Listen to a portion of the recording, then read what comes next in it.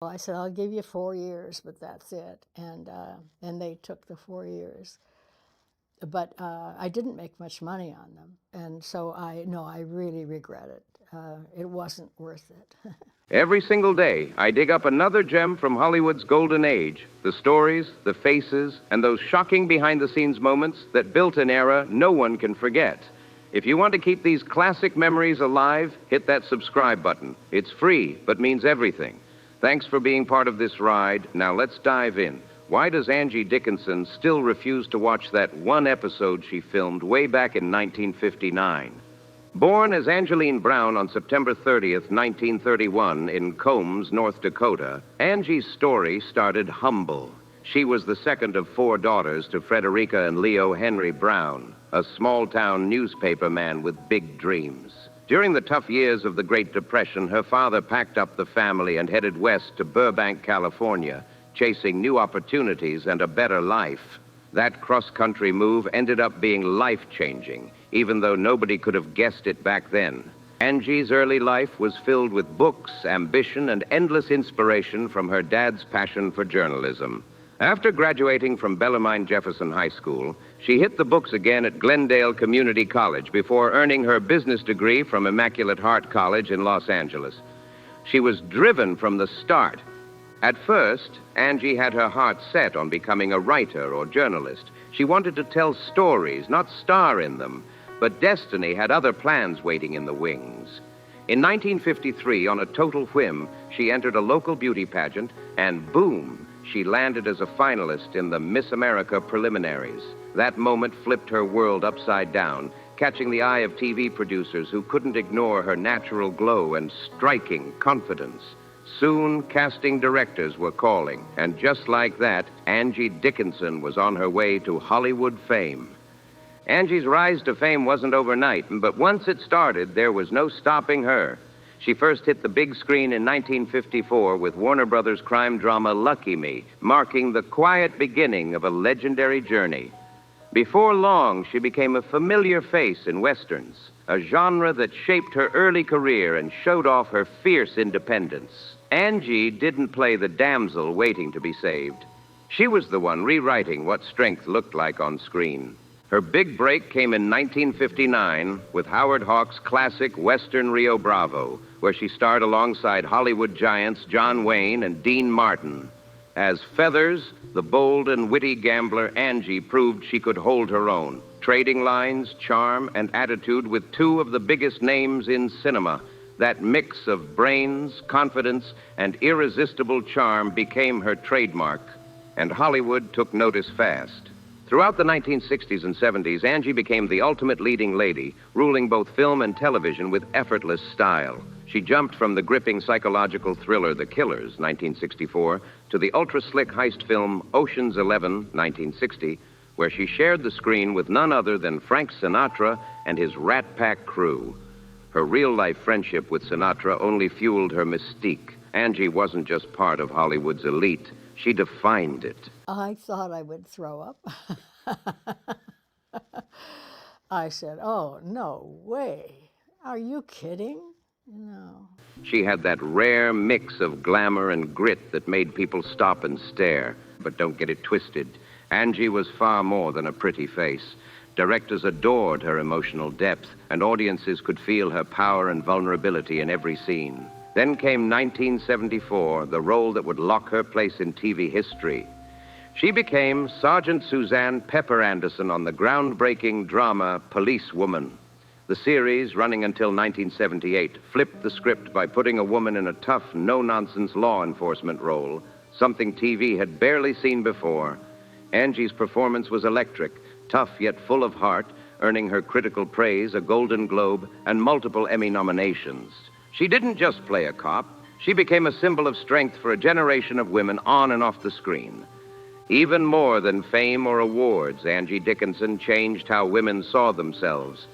She lit a fire that pushed a generation to believe they could be strong, smart, and in charge. Policewoman didn't just make TV history. It redefined what power looked like for women on screen. Angie showed the world that a woman could carry an entire primetime drama on her shoulders and do it with style, smarts, and attitude. The show became the blueprint for every female-led police and action series that came after it, proving that women could own the spotlight and still kick down doors doing it. Angie kept her name shining bright through the decades, staying respected and admired in Hollywood long after most stars from her era faded. She never stopped evolving. Through the 1980s, 90s, and into the early 2000s, she kept taking roles that showed her range. In 1980, she stunned audiences in Dress to Kill, playing a lonely, frustrated housewife who stole every scene and earned major critical praise.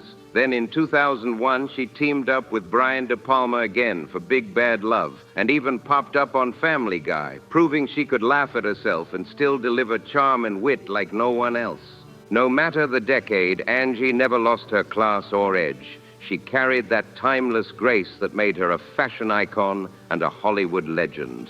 You could still catch her at film retrospectives, award shows, or tributes, always celebrated for breaking barriers and paving the way for the stars who followed.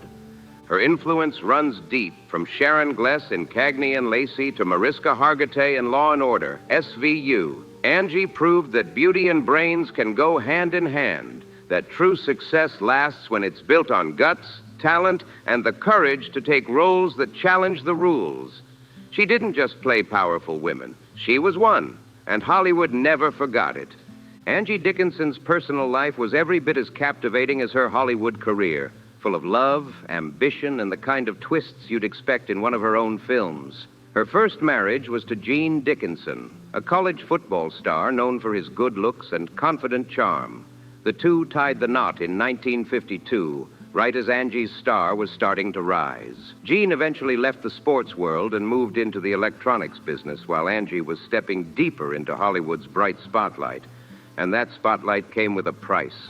And, nowadays they have 6, 7, and 11 episodes for a series. Right.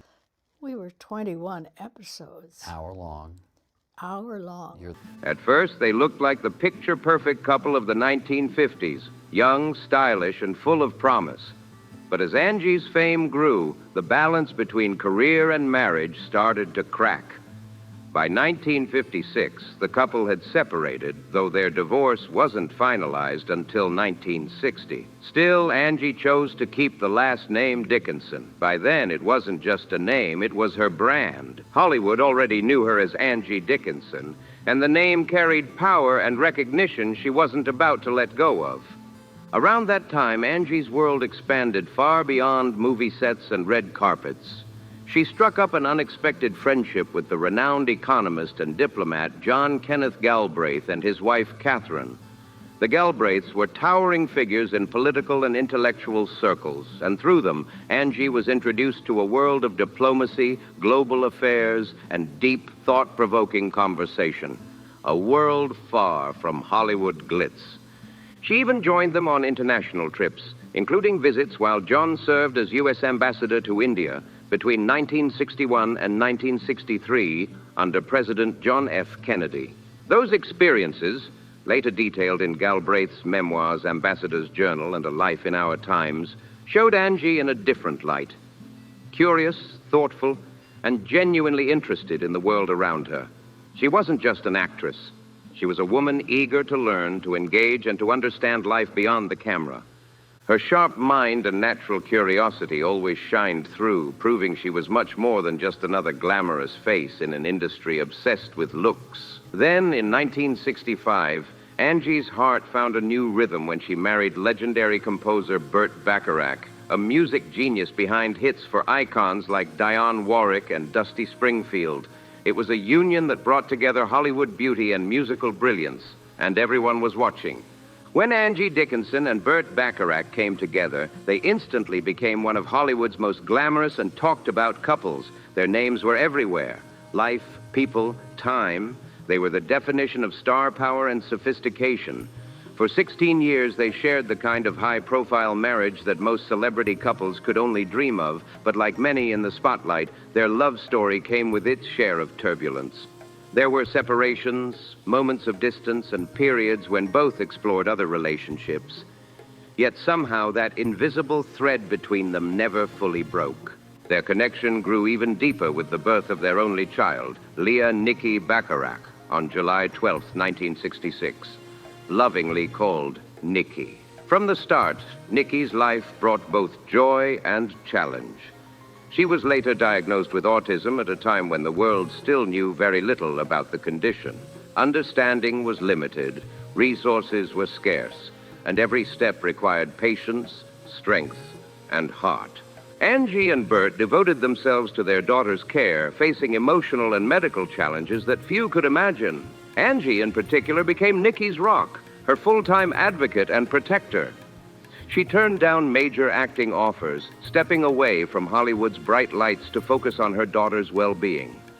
Every day was a test of resilience, balancing hope, heartbreak, and love in ways that most people never saw behind the glamorous photos. Nikki's life was not easy, and she faced deep struggles with her mental health and the challenges of her condition. Despite her parents' unwavering care, tragedy struck on January 4th, 2007, when Nikki passed away at the age of 40. The loss shattered Angie and Bert, a pain so deep Angie would later call it the most unbearable heartbreak of my life. It was a wound that time could never fully heal. Bert Bacharach's legendary music career continued to move millions, but those close to him said Nikki's memory stayed in every note he wrote. When he passed away in 2023, the world mourned not just a musical icon, but a man who, alongside Angie Dickinson, had lived through love, loss, and the kind of heartbreak that leaves a mark forever.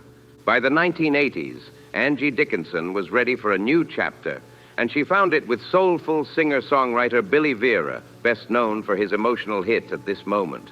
Do you regret doing the series? I regret doing the series. Really? It just sapped me of 4 years of my life. Their romance had that easygoing, creative spark, full of fun, laughter, and music. Angie even appeared in Billy's 1981 music video, I Can Take Care of Myself, showing that she could blend effortlessly with the pop scene while embracing her confident, mature charm. She wasn't chasing youth. She was redefining it, proving that charisma and confidence only get stronger with time. Though their relationship didn't last long, it became a refreshing and exciting moment in Angie's life. A time where she reconnected with her artistic side and reminded Hollywood that she was still every bit the star she'd always been.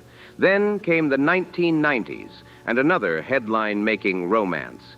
This time, it was with legendary broadcaster Larry King, the man with the unmistakable gravelly voice and the sharpest interviews on TV. Larry King and Angie Dickinson quickly became one of the most buzzed-about couples in the media world. They were spotted together at premieres, parties, and Hollywood events, two icons from different worlds who clicked instantly. Their bond wasn't about flash or publicity. It was built on genuine respect and admiration. Larry was openly captivated by Angie's wit, intelligence, and timeless beauty, often praising her on and off camera. And Angie, she admired his humor, sharp mind, and unstoppable energy. Their relationship never led to marriage, but it left behind warmth and respect that lasted long after their romance ended. They stayed friends, and both spoke fondly of one another in later interviews, proof that not every Hollywood story ends in heartbreak. Even decades later, Angie surprised fans by admitting that she still refuses to watch her 1959 classic Rio Bravo. Though the film remains beloved by audiences and hailed as a Hollywood masterpiece, Angie confessed that revisiting it stirs emotions she'd rather keep tucked away. Her hesitation isn't just about critiquing her younger self, it's about the deep personal memories it brings back, especially her time filming alongside the beloved teen idol Ricky Nelson. When Rio Bravo was filmed, Angie Dickinson was still climbing her way up, a rising star trying to carve her place in the Hollywood spotlight. She'd done a few small TV roles and some low-budget films, but this was the big one, her first major studio role, standing toe-to-toe with living legends like John Wayne and Dean Martin. Angie played Feathers, the bold, flirty gambler who catches the eye of Wayne's tough-as-nails sheriff, John T. Chance, and she played it with a spark that no one could forget. But behind that confident smile, Angie was quietly battling nerves. She's admitted in interviews that during filming, she often felt unsure of herself, worried she couldn't match the power or presence of her famous co-stars. Imagine being a newcomer surrounded by giants. It was both thrilling and terrifying. Those memories, the pressure, the excitement, the uncertainty became tangled together, making Rio Bravo a project she's never been able to revisit. For Angie, watching it would mean reliving all those raw, emotional moments from her early years in Hollywood. Over time, she came to see her performance as uneven and unpolished, a reflection of a young actress still finding her rhythm. That self-criticism stuck with her for decades, haunting her long after the cameras stopped rolling. It's one of the biggest reasons she's avoided watching the film all these years. But there's another layer to her reluctance. One that cuts even deeper emotionally. A major part of that emotional weight comes from her connection to Ricky Nelson, who was only 18 when he played the smooth, quick-drawing gunslinger Colorado Ryan. Ricky was already a huge star thanks to his hit music career and his role on the family sitcom, The Adventures of Ozzie and Harriet. Despite their age difference, Angie in her late 20s, Ricky still a teen idol.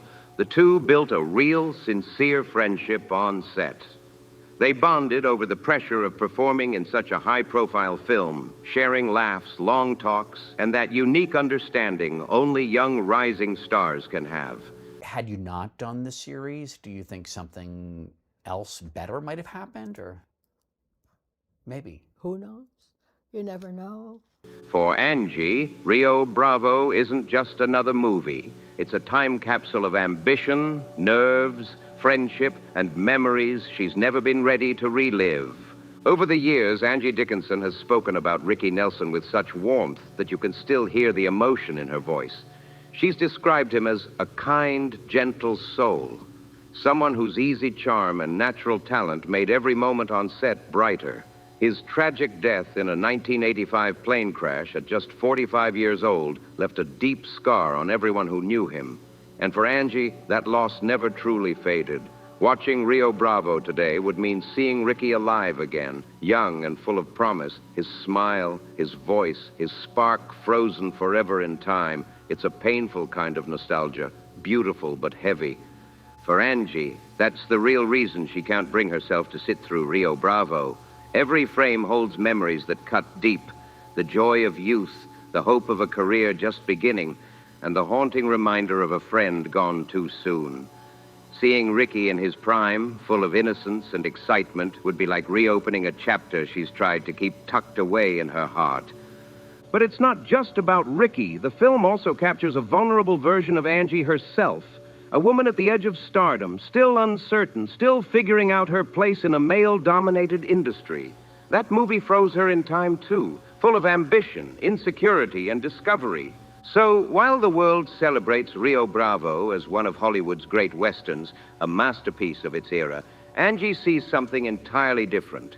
To her, it's more than just a film. It's an emotional snapshot of a life in motion. The highs, the heartbreaks, the lessons, and the ghosts that come with them. Rio Bravo may live forever on screen, but for Angie Dickinson, it's a chapter she's chosen to leave sealed. A piece of her past too personal to relive. Those lingering insecurities, mixed with the memory of a young man lost too soon, are exactly why Angie Dickinson still can't bring herself to revisit that chapter of her life. After years of silence and careful privacy, the legendary actress, whose brilliant career lit up Hollywood for over 50 years, has finally opened her heart about Ricky Nelson, the beloved teen idol who defined the golden age of rock and roll and early television. For decades, whispers and speculation followed their names, stories of a deeper connection, quiet affection, and the bond they shared while filming Rio Bravo. But Angie, always known for her poise and discretion, never fueled the rumors. She stayed silent, protecting her own dignity and preserving the memory of Ricky with respect and grace. Hollywood buzzed with gossip, but Angie chose class over chaos, always. Now, at 93, she's decided it's time to speak. Gently, honestly, and on her own terms. She's finally letting fans see the truth behind the friendship that shaped such an emotional part of her life. Her words aren't about scandal. They're about closure, understanding, and love wrapped in nostalgia. For fans of classic Hollywood and vintage rock, it's a rare glimpse behind the curtain, one that reveals the woman behind the icon. Angie's reflections carry the wisdom of time. She paints a vivid picture of an era when fame could both lift you up and weigh you down. She recalls Ricky Nelson's spark, that youthful charm, the easy smile, and his natural magnetism that drew people in wherever he went. He didn't just perform, he glowed. Angie's memories remind us that behind all the glitz and lights were two artists navigating fame, friendship, and feelings in a world that never stopped watching. Ricky Nelson's effortless charm was matched by a genuine kindness that touched everyone around him, Angie included. But in her reflections, she doesn't shy away from the truth. She opens up about the loneliness that hides behind fame, the pressures, the heartbreak, and the emotional toll that comes with loving someone constantly under the spotlight. Angie explains how their lives intersected at a moment when both were searching for meaning, building a connection that was deep, complex, and unforgettable. Their bond wasn't the kind of Hollywood romance written for magazines, right? It was real, raw, and human. Angie recalls the misunderstandings that came with that closeness, the struggles of balancing affection and ambition, and the way respect outlasted everything, even time itself. By finally speaking out, Angie isn't chasing headlines. She's paying tribute. Her words honor Ricky Nelson, not just as a legendary entertainer. So why did you take it? David Gerber was the producer, and he said, "Don't you want to be a household name?" And that did it. I realized I wanted to be a household name. But as a man who lived, loved, and wrestled with life's hardest questions, just like the rest of us, she admits that staying all these years was her way of surviving. A shield against gossip and judgment in an era that wasn't kind to women who dared to speak their truth. But now, with the wisdom that comes from a life fully lived, Angie has learned that vulnerability isn't weakness, it's strength. She's showing fans the woman behind the fame, the heart that beat beneath the glamour, the voice that stayed quiet for decades, and the courage it takes to finally share the truth. Her words remind us that fame doesn't make people immune to pain. It often magnifies it. Angie Dickinson's decision to break her silence is more than a confession. It's an act of grace, honesty, and power. It asks all of us to look at the people behind the headlines with empathy instead of judgment. Through her revelations, Ricky Nelson's legacy becomes richer, not just as a star who defined an era, but as a soul whose story still moves hearts decades later. Angie's honesty shines a light on love, loss, and everything in between, reminding us that even legends have scars, and that truth is the most powerful legacy of all.